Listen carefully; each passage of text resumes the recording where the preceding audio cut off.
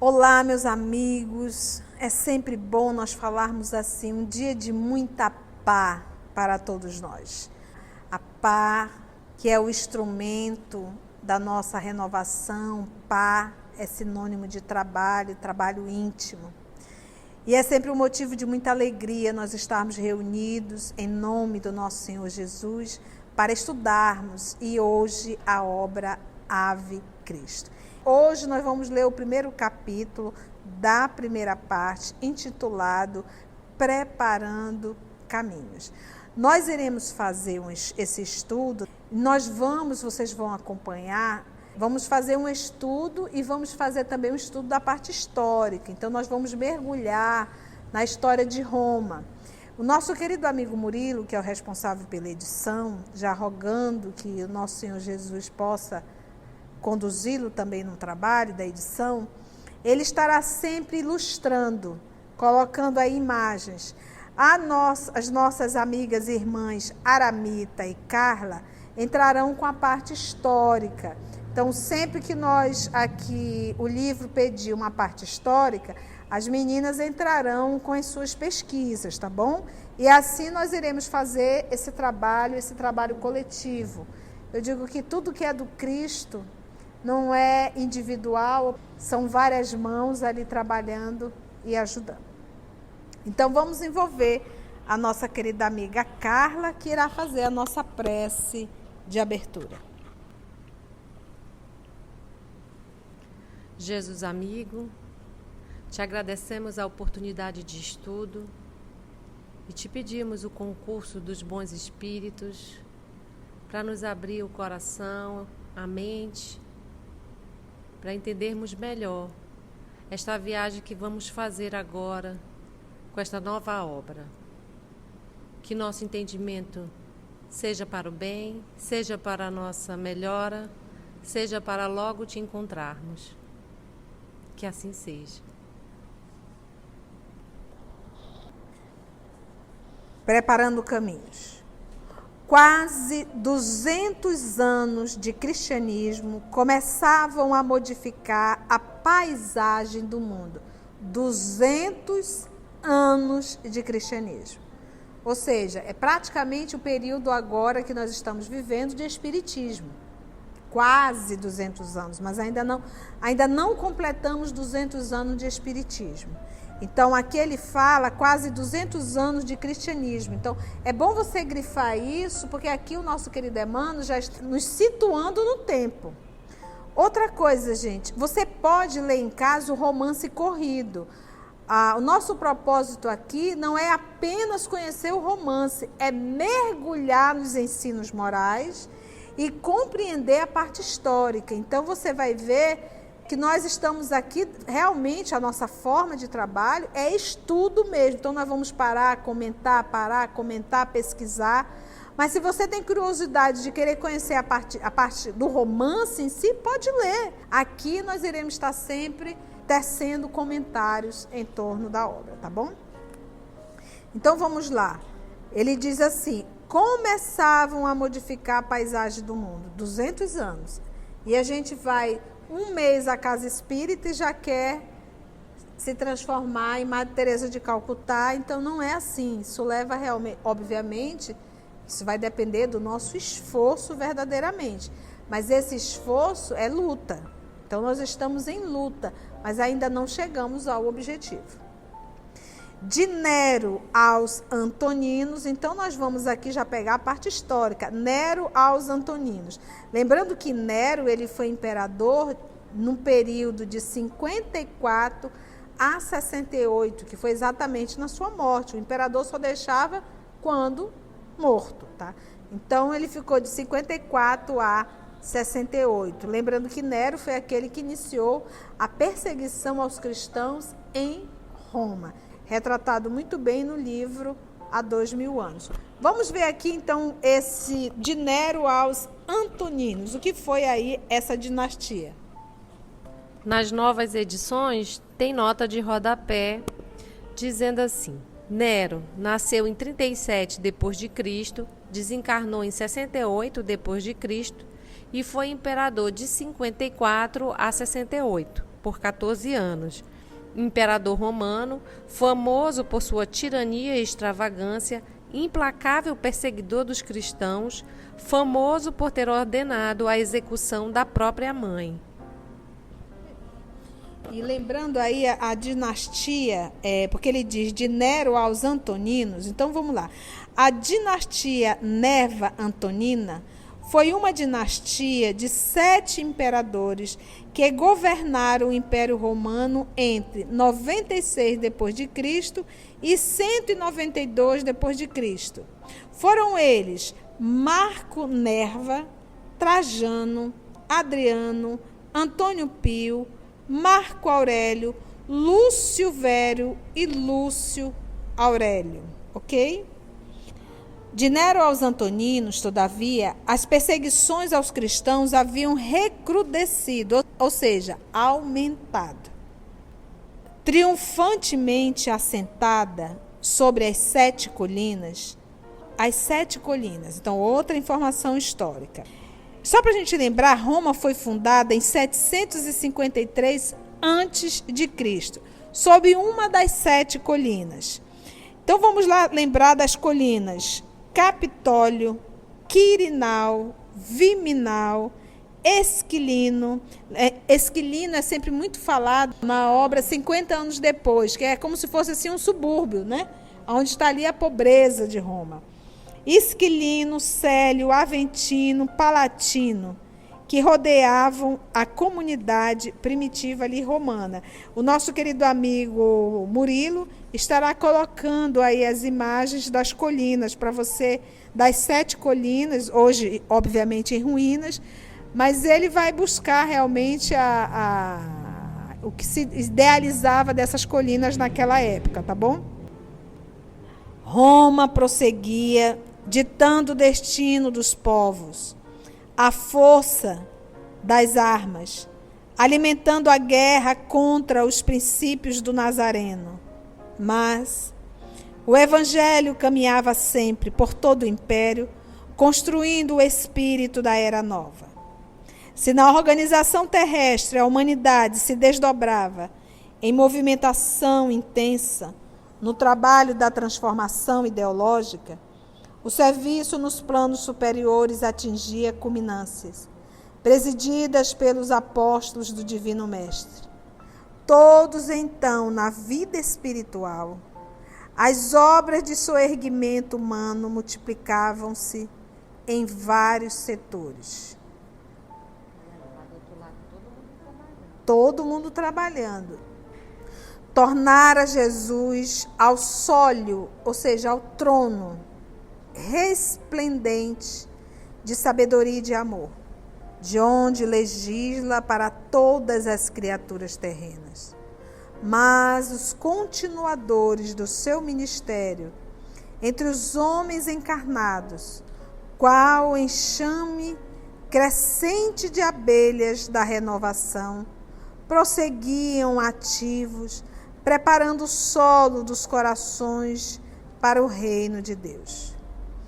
Enquanto exércitos compactos de cristãos desapareciam nas fogueiras e nas cruzes, nos suplícios intermináveis ou nas mandíbulas das feras, templos de esperança se levantavam felizes além das fronteiras de sombra, dentro dos quais falanges enormes de espíritos convertidos ao bem se ofereciam para a batalha de suor e sangue, em que, usando a vestimenta física, dariam testemunhos de fé e boa vontade, colaborando na expansão da Boa Nova para a redenção da terra. Então, olha aqui o que ele está retratando. A quantidade de espíritos nobres se colocando à disposição para reencarnar e dar o testemunho sendo torturados nas arenas das perseguições. Assim é que, em formosa cidade espiritual, então não é assim só o nosso lar. Porque você imagina você vir a uma terra e dar sua vida ao Evangelho. Nós não queremos dar ao Evangelho nem abrir mão dos nossos pensamentos. A gente não quer abrir mão da nossa opinião pessoal. Imagina dar a vida. Então, formosa cidade espiritual. Assim é que, em formosa cidade espiritual, nas adjacências da crosta planetária, vamos encontrar grande assembleia de almas atraídas ao roteiro divino, escutando a exortação de iluminado orientador que lhes falava de coração posto nos lábios. Então, a partir de agora, vamos ouvir, nessa formosa cidade espiritual, a fala de um iluminado orientador. Então, voz iluminada só do nosso Augusto. Dizia o então iluminado orientador, envolvido em suaves irradiações de luz. Irmãos, o Evangelho é código de paz e felicidade que precisamos substancializar dentro da própria vida. O sol que jorra bênçãos sobre o mundo incorpora-se à natureza, sustentando-a e renovando-lhe as criações. A folha da árvore, o fruto nutriente, o cântico do ninho e a riqueza da colmeia são dádiva do astro sublime, materializadas pelos princípios da eterna inteligência. Cristo é o sol espiritual dos nossos destinos. Urge, pois, associarmos-nos voluntariamente aos ensinos dele, concretizando-lhes a essência em nossas atividades de cada dia. Não podemos esquecer, entretanto, que a mente do homem jaz petrificada na terra, dormindo nas falsas concepções da vida celeste. A política de dominação militar asfixiou as velhas tradições dos primitivos santuários. As cortes romanas abafaram as vozes da filosofia grega, como os povos bárbaros sufocaram a revelação egípcia. Adensou-se o nevoeiro da estagnação e da morte entre as criaturas. As águias imperiais assentaram na cega idolatria de Júpiter, a mentirosa religião da vaidade e do poder. E enquanto os deuses de pedra absorvem os favores da fortuna, alonga-se a miséria e ignorância do povo, reclamando o pronunciamento do céu. Como se expressará, porém, a intervenção divina sem a cooperação humana, sem a heróica renunciação dos que se consagram ao progresso e ao aprimoramento das almas? A educação não passará de letra morta. Imprescindível, portanto, é que saibamos escrever com o nosso próprio exemplo as páginas vivas do cristianismo remissor. O Mestre crucificado é divino desafio. Até agora, os conquistadores do mundo conseguiram avançar no carro purpúreo da vitória, matando ou destruindo, valendo-se das legiões de guerreiros e lidadores cruéis. Jesus, no entanto, triunfou pelo sacrifício. César, atado às vicissitudes humanas, governa os assuntos referentes à carne em trânsito para a renovação. Cristo reina sobre a alma que nunca morre, aos poucos sublimando-a para a glória imperecível. Então, como vocês observaram, o nosso querido amigo Augusto fez uma leitura corrida de parte dessa palestra que está ocorrendo no mundo espiritual. Agora vamos mergulhar nessa palestra, vamos ponto a ponto, para nós entendermos aqui a profundidade da lição desse, como ele coloca aqui, iluminado orientador. O Evangelho é código de paz. Então, é como se fosse assim. Quando você tem ali um cofre, você precisa abrir o cofre. Para abrir o cofre, você precisa de senha. Que ali eu posso dizer que também é um código. Caso contrário, você não abre. Então, a gente percebe que código também é um acesso a alguma coisa. É algo que me faz acessar. Se você não tiver o código, vai ter uma festa, vai, qual o código para entrar? Não, se você não sabe o código, você não tem como entrar.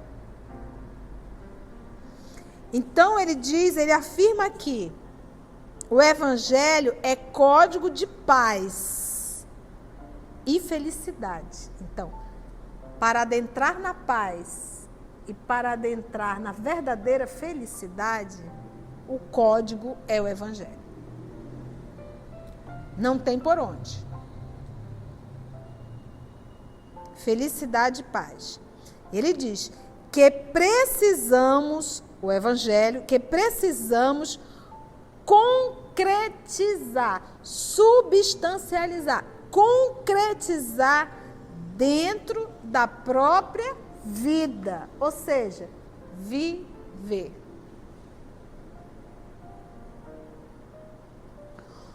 O sol que jorra bênção sobre o mundo incorpora-se à natureza, né? O sol, ele está ali, incorpora-se, junta-se, se mistura à natureza, sustentando-a. Quem trabalha com plantinha, eu que adoro planta, eu não trabalho com planta, mas amo planta, a gente vê a importância dele, inclusive na nossa vida. Sustentando-a e renovando-lhe as criações. Falou aqui do sol. Aí ele vem, aqui ele está falando, é uma metáfora, ele está dando um exemplo. Iniciou com o Evangelho e está pegando aqui uma metáfora do sol, dando o exemplo da própria natureza. A folha da árvore, o fruto nutriente, o cântico do ninho e a riqueza da colmeia são dádivas do astro sublime do sol. Que tudo ali está em torno de quem? Dele. Materializadas pelos princípios da eterna inteligência. Que é a eterna inteligência? Deus. Materializado, por que materializado? Porque tudo foi organizado e está submetido à lei. Não foi um mero acaso da natureza. Isso foi criação divina. Por isso que ele usou o termo materializadas pelos princípios da eterna inteligência.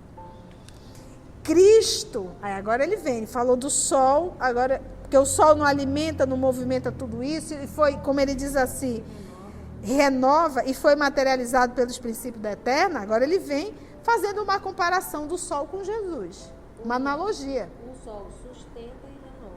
Sustenta e renova, Jesus. Cristo é o sol espiritual dos nossos destinos. Então, criação de Deus, ele o é, ele sustenta e renova dos nossos destinos. Urge, eu adoro essa palavra, eu acho muito parecido com Emmanuel. Urge de balde, né? Mas aqui a fala é do instrutor. Então, urge, gente, é tipo assim, é para ontem. Quando a gente fala urge, nós já estamos atrasados. Urge, pois, associarmos-nos. Então, você já foi sócio de algum lugar? Fazer realmente você se associar a uma, como é que a gente diz? A um clube? Associarmos-nos voluntariamente aos ensinamentos dele. Essa palavra voluntariamente é tudo. Porque o evangelho, ele jamais será uma imposição. Eu jamais poderei obrigar a alguém a se associar ao evangelho. É necessário que eu espontaneamente me associe ao evangelho. Porque quando você fala em evangelho, você fala em ama. Ama. Todo o resumo do evangelho do Antigo Testamento é ama. Então, como que eu posso obrigar alguém a amar? Como ensinar o amor violentando a consciência do outro? Urge, mas ele diz, urge, olha. Então, esse momento aqui é Carla, urge Carla. E é a Carla que tem que falar para a Carla. Da mesma coisa, essa leitura aqui é para mim. Conceição, urge Conceição. Augusto, urge. Aramita, urge. Lúcia Ramalho, urge. Então é um movimento íntimo. Urge, pois, associarmos-nos voluntariamente aos ensinamentos dele, desse sol. Cristo é o sol espiritual dos nossos destinos, concretizando-lhes a essência em nossas atividades de cada dia. Então, quando eu conheço, isso ainda não é a concretização. A concretização, ela só vem com as atividades do dia a dia. Gente, olha o tanto de informação. Quando eu vivo no dia a dia. Quando nós vivemos, quando eu vivo, né, Augusto? Quando você vive no dia a dia. Pergunto para vocês, você tinha dado conta de tudo isso aqui na leitura corrida? Não vai. Não podemos esquecer, entretanto, que a mente do homem, e aí quando fala em mente, você já lembra de qual livro? Pensamento e Vida, que também está no nosso canal. Não podemos esquecer, entretanto, que a mente do homem jaz. Jaz é o quê, hein, gente? É sobrenome? Jaz é o quê, hein? Hã? Tá mortinho. Então, aqui, o que ele diz? Que a mente do homem jaz morta, petrificada na terra, dormindo nas falsas concepções da vida celeste. Acorda. Lembra do nosso querido Paulo. Acorda, ó tu que dormes. E a mente jaz petrificada. Pedra dura. E a mente aí é o ser que está em processo de evolução. Uma mente que pensa diferente. E ele diz aqui, que é interessante, dormindo nas falsas concepções da vida celeste. Falsas concepções por quê? Porque a criatura desencarna, acha que vai para o céu, para o inferno e pronto, acabou isso. E vai para o céu fazer o quê? Ver anjo tocar harpa. Só ficar ali glorificando o Senhor. Nosso Senhor Jesus não falou, meu Pai trabalha e eu também trabalho. E a gente fica em casa dormindo. 3 horas da tarde, 4 horas da tarde, 5 horas da tarde. Então, isso é uma mente, como ele diz aqui, em concepções, falsas concepções da vida celeste. Olha aqui eles trabalhando, ouvindo uma palestra, se preparando para uma nova reencarnação. A política de dominação militar, falando daquela época romana, asfixiou as velhas tradições dos primitivos santuários. As cortes romanas abafaram as vozes da filosofia grega, né? Porque se fala que Roma destruiu, né? Com os povos bárbaros, sufocaram a revelação egípcia. Então, os romanos, a grega, né? E tomaram e adaptaram ao seu modo. E os bárbaros, as egípcias. Adensou-se o nevoeiro da estagnação e da morte entre as criaturas. Adensou-se o nevoeiro da estagnação. Ou seja, tirou a espiritualidade do Egito, né? Porque destruíram os bárbaros. E os romanos, as vozes da filosofia grega. E o que aconteceu? Adensou-se o nevoeiro da estagnação. Parou. E da morte entre as criaturas. E essa morte aí é a morte espiritual. As águias, qual era o símbolo de Roma? As águias imperiais assentaram na cega idolatria de Júpiter. Cega idolatria de Júpiter. Júpiter, gente, era o deus romano do dia, do céu e do trovão, e o rei dos deuses da mitologia romana, comumente identificado com o deus grego Zeus. Então, as águias imperiais assentaram na cega idolatria de Júpiter a mentirosa religião da vaidade e do poder. E enquanto os deuses de pedra absorvem os favores da fortuna, que muitos de nós repetimos ainda essa mesma crença. A gente busca a religião, mas quer em troca a fortuna. É a famosa religião aí do toma lá da cá, mas é de prosperidade. Então ainda é o Deus de pedra, ainda é crenças milenares, ainda é o mesmo movimento materialista. Tá? Então, enquanto os deuses de pedra absorvem os favores da fortuna, alonga-se a miséria e a ignorância do povo, reclamando o pronunciamento do céu. Como se expressará, porém, a intervenção divina sem a cooperação humana?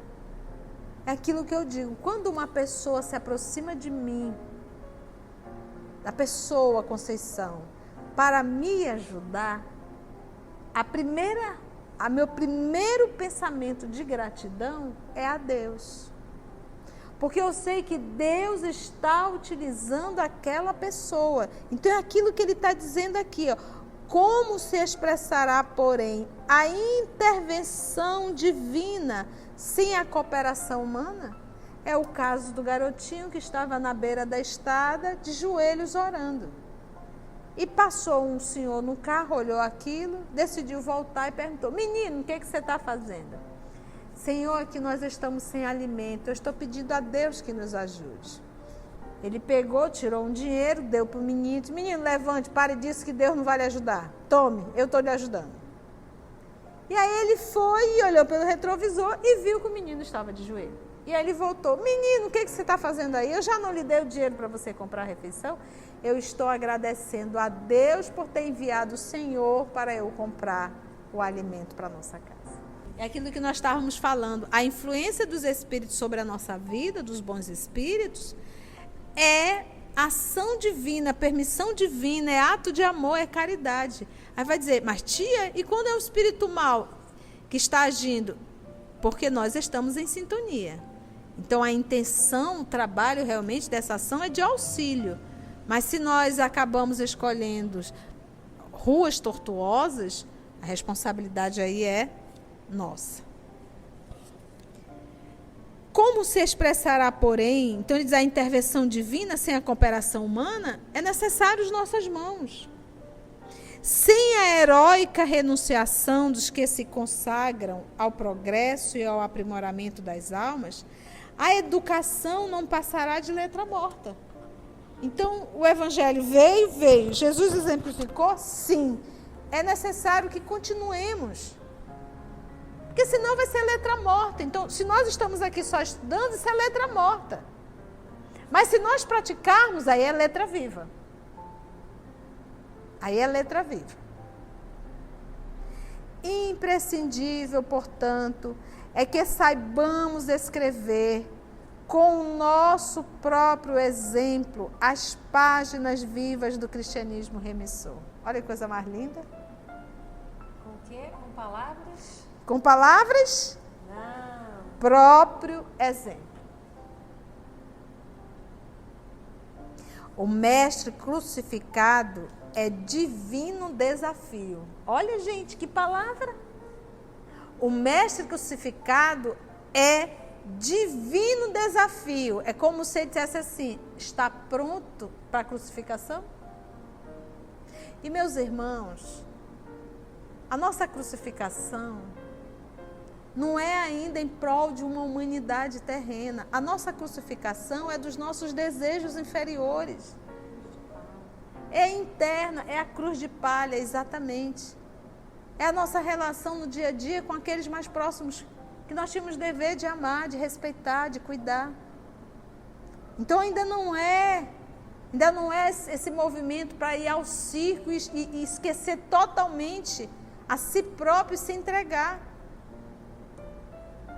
O mestre crucificado é divino desafio. Eu gostei muito disso. Eu acho que eu vou fazer um post, fazer um quadro bem grande assim para eu acordar e já levantar. O mestre crucificado é divino desafio, como quem diz, isso aqui não é mamão com mel, não. Não é a água de coco e rede.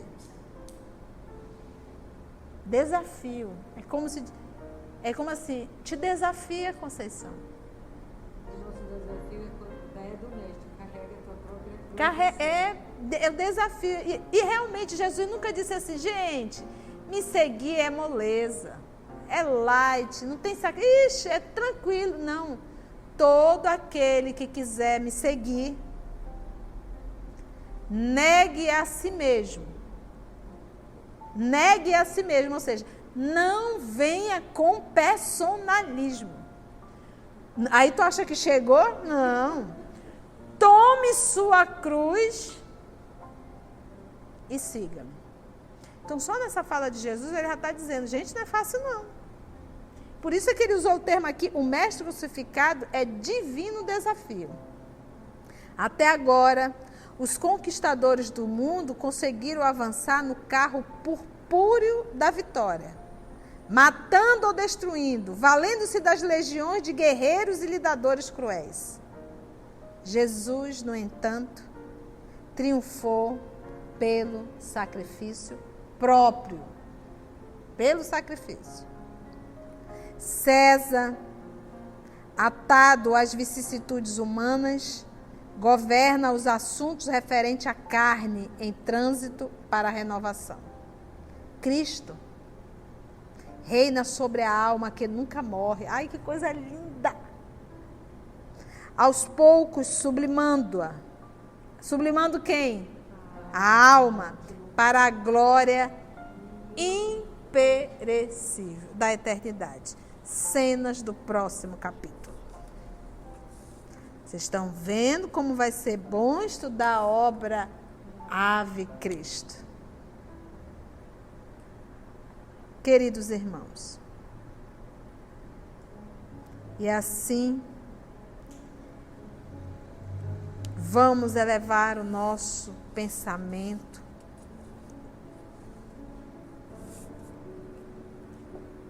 a Deus, nosso Pai eterno, a Jesus, nosso Cristo, amor de nossas vidas, e a espiritualidade amiga que aqui se fazem presente.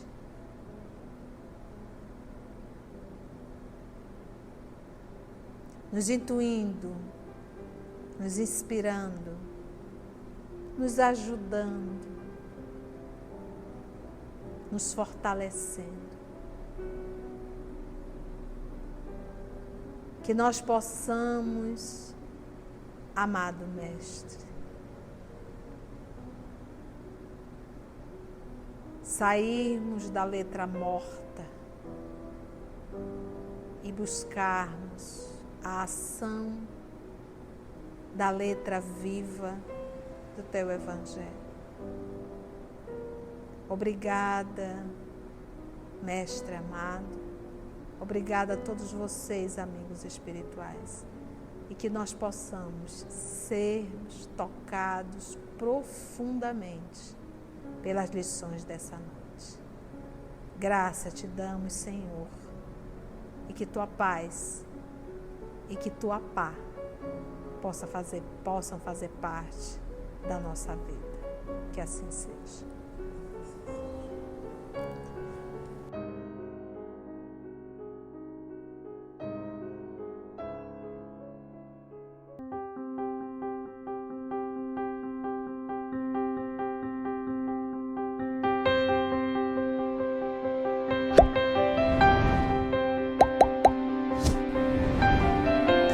Mestre crucificado é divino desafio.